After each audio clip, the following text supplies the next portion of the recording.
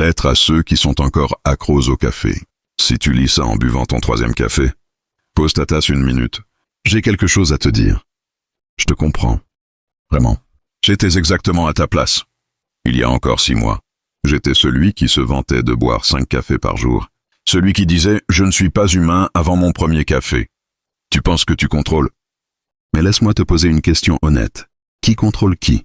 Est-ce que c'est toi qui décides de boire du café? Ou est-ce ton corps qui exige du café pour fonctionner? La vérité? Tu ne bois plus du café pour l'énergie. Tu bois du café pour ne pas te sentir mal, pour éviter la migraine, pour ne pas être irritable, pour juste survivre. C'est plus une addiction douce qu'une boisson. Mais c'est pas normal.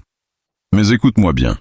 Tu mérites une énergie qui te respecte. Une énergie qui ne demande pas de sacrifice. Pas de tremblement.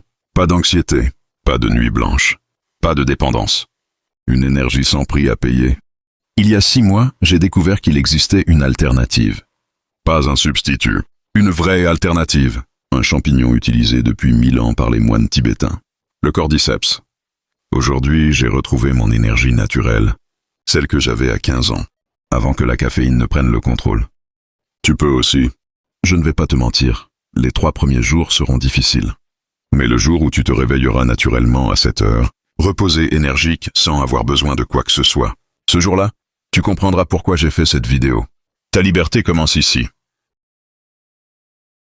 Lien dans la bio. On se retrouve de l'autre côté. Promis, ça vaut le coup.